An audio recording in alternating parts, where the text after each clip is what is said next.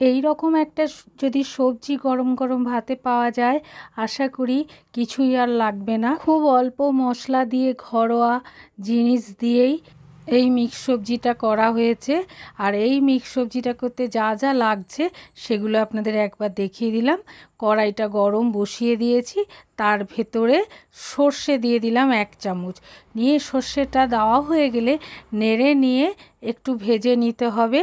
এইভাবে যখন সর্ষেটা একটা ভাজার গন্ধ বেরিয়ে আসবে, তখন আস্তে আস্তে হাতার সাহায্যে এইভাবে পুরো সর্ষেটাকে ভেঙে দিতে হবে।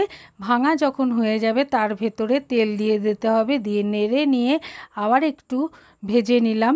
তারপর একে একে সব মশলাগুলো দিয়ে দেবো। প্রথমে দেবো 5 ফোড়ন, তারপরে দেবো রাঁধুনি, তারপর দেব মৌরি, দিয়ে নাড়তে হবে। এবার যখন একটু মশলাটা ভাজা হয়ে যাবে, গন্ধ বেরিয়ে আসবে, 2টো তেজপাতা দিয়ে দেবো। তেজপাতাটা দেওয়া হয়ে গেলে শুকনো লঙ্কা দিয়ে দেবো। শুকনো লঙ্কাটা দিয়ে যখন একটু মশলাটা ভাজা হয়ে যাবে, তখন তার ভেতরে কেটে রাখা বেগুনগুলো দিয়ে দেবো, দিয়ে নেড়ে নিয়ে ভাজতে দেবো। তার মাঝখানে আরেকটা গ্যাসে কুকারটা চাপিয়ে দিয়ে তার ভেতর 1 মগ জল দিয়ে দিলাম। 1 মগ জল দেওয়া হয়ে গেলে যখন জলটা একটু গরম হয়ে যাবে, তার ভেতরে 1/2 চামচ মতন লবণ দিয়ে দেবো। লবণটা দেওয়া হয়ে গেলে তার ভেতর একে একে কেটে রাখা আলু, গাজর দিয়ে দেবো, দিয়ে ঢাকা লাগিয়ে একটা সিটি মেরে নেব। আর আপনাদের কাছে একটা অনুরোধ রইল, পুরো রেসিপিটা দেখবেন। কেটে কেটে দেখলে মাঝখানে একটা কিছু মিস হয়ে গেলে তখন তরকারিটা খারাপ হয়ে যাবে। সেই জন্য আপনাদের কাছে আমার অনুরোধ রইল, পুরো রেসিপিটা দেখবেন। অন্যদিকে বেগুনটা ভাজা হয়ে গেছে অনেকটাই, এখনও পুরোপুরি ভাজা হয়নি। মাঝখানে আবার একটু তেল দিয়ে দেবো ঘুরিয়ে, নিয়ে নেড়ে নিয়ে বেগুনটাকে আবার একটু ভেজে নেব। তার মাঝখানে একটু লবণ দিয়ে দেবো। লবণটা দিয়ে নেড়ে নিতে হবে। নেড়ে নিয়ে আরেকটু ভেজে নিয়ে বেগুনটা একটা থালায় নামিয়ে রেখে দেবো।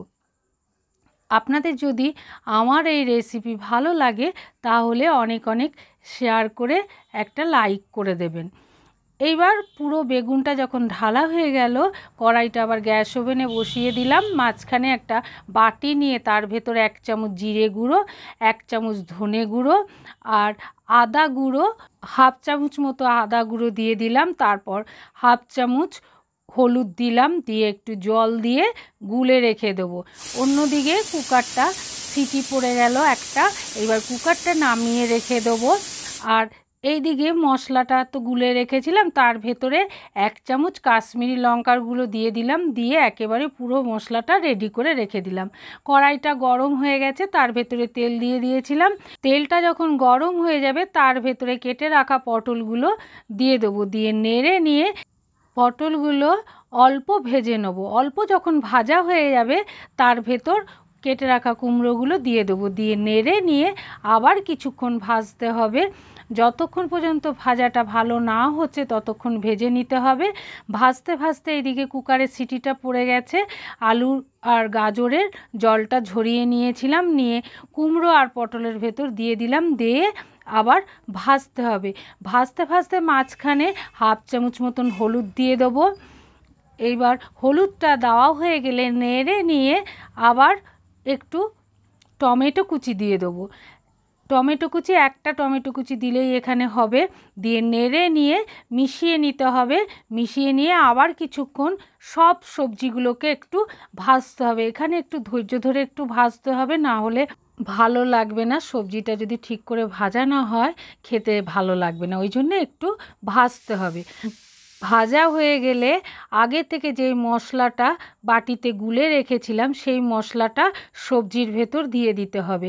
এখানে ভিডিওটা মিস্টেক হয়ে গেছে, আপনাদের কাছে তার জন্য ক্ষমা চেয়ে নিচ্ছি। আপনাদেরকে মশলাটা দেখিয়েছি। যাই হোক, এবার মশলাটা দেওয়া হলে কিছুক্ষণ ভাজা হয়ে গেলে বাটিটা ধুয়ে জলটা দিয়ে দিলাম। জল দিয়ে আবার নেড়ে নিতে হবে। নেড়ে নিয়ে মশলাটাকে আবার একটু ভাজতে হবে। ওই সময় কারেন্ট চলে গেছিলো, সেই জন্যে ভিডিওটা মিস্টেক হয়ে গেছে। এবার জলটা অল্প একটু বাটিটা ধুয়ে জল দিয়ে দিতে হবে। জল দিয়ে নেড়ে নিয়ে আবার কিছুক্ষণ তরকারিটাকে নাড়তে হবে। এইভাবে নাড়তে নাড়তে যখন মশলার গন্ধ চলে যাবে তখন স্বাদ অনুসারে লবণ দিয়ে দেবো। লবণটা দেওয়া হয়ে গেলে নেড়ে নিতে হবে। নেড়ে নিয়ে তারপর জল দিতে হবে। লবণটা যখন ভালো করে সবজির সঙ্গে মিশে যাবে তখন জল দিতে হবে। আপনাদের কাছে অনুরোধ রইল, আমার এই রেসিপিটা আপনাদের যদি ভালো লাগে তবে সাবস্ক্রাইব করে নোটিফিকেশানটা অন করে রাখবেন, যাতে আমার রেসিপিগুলো আপনাদের কাছে সবার আগে পৌঁছে যায়। এইবার জলটা ঢালা হয়ে গেলে নেড়ে নিতে হবে। নেড়ে নিয়ে জলটা সবজির সঙ্গে মিশিয়ে নিয়ে আরেকটু জল দিয়ে দিতে হবে। জল দিয়ে ফুটিয়ে নিতে হবে। আপনারা দেখে বুঝতে পাচ্ছেন কতটা পরিমাণ জল দিতে হবে। এইবার যখন ফুটে উঠবে তখন তার ভেতরে অল্প চিনি দিয়ে দেবো। যে কোনো নিরামিষ রান্নাতে একটু চিনি দিলে ভালো লাগে, আর চিনি দিলে স্বাদটাও ব্যালেন্স হয়ে যায়। এবার চিনিটা দিয়ে নেড়ে নিলাম। আপনারা যদি মনে করেন চিনি দেবেন না তবে স্কিপ করে যাবেন। যখন এইভাবে ফুটে আসবে তখন কাঁচা লঙ্কা আগে থেকে থেতো করে রেখেছিলাম, সেই কাঁচা লঙ্কাটা ঝোলের ভেতর দিয়ে নেড়ে নিতে হবে। নেড়ে নিলাম, নিয়ে আবার কিছুক্ষণ ফুটিয়ে নেব। কিছুক্ষণ ফোটানো হয়ে গেলে এইবার আমচুর 1 চামচ দিয়ে দেবো। এই আমচুরের প্যাকেট আপনারা যে কোনো মলে কিনতে পেয়ে যাবেন। 1 চামচ আমচুর দিয়ে নেড়ে নিয়ে কিছুক্ষণ ফুটিয়ে নেব। এইভাবে কিছুক্ষণ ফুটে উঠলে তখন তার ভেতরে আগে থেকে ভেজে রাখা বেগুনগুলো তরকারির ভেতর দিয়ে দেবো।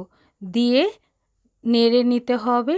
নেড়ে নিয়ে আবার অল্প একটু ফুটিয়ে নিতে হবে। যখন গা লাগা লাগা হয়ে আসবে তখন এর ভেতর আস্তে আস্তে ধনেপাতা কুচি দিয়ে দিতে হবে। আপনারা দেখে বুঝতে পাচ্ছেন যে কতটা ঘন হয়ে গেছে। যখন এই রকম পর্যায় হয়ে আসবে তখন ধনেপাতা কুচি করে দিয়ে দিতে হবে। ধনেপাতা কুচিটা দেওয়া হয়ে গেলে নেড়ে নিতে হবে।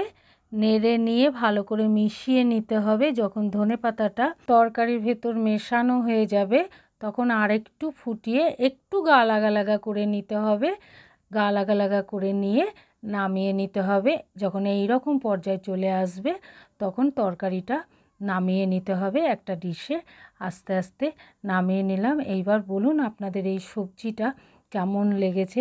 নিরামিষ এই সবজি যদি থাকে এক তরকারি দিয়েই গরম গরম ভাত খাওয়া হয়ে যাবে। আপনাদের কাছে অনুরোধ রইল যে বাড়িতে অবশ্যই একবার করে খেয়ে দেখবেন, আর কেমন হয়েছে আমাকে কমেন্ট করে অবশ্যই জানাবেন। পুরো রেসিপিটা দেখার জন্যে আপনাদেরকে অসংখ্য ধন্যবাদ। এইভাবে সব সময় আমার পাশে থাকবেন, তবে আমার উৎসাহটা অনেক বাড়বে। সবাই খুব ভালো থাকবেন, সুস্থ থাকবেন, সাবধানে থাকবেন। দেখুন তরকারিটা কতটা সুন্দর দেখতে লাগছে। পরে আবার আপনাদের সঙ্গে নতুন একটা রেসিপি নিয়ে দেখা হবে।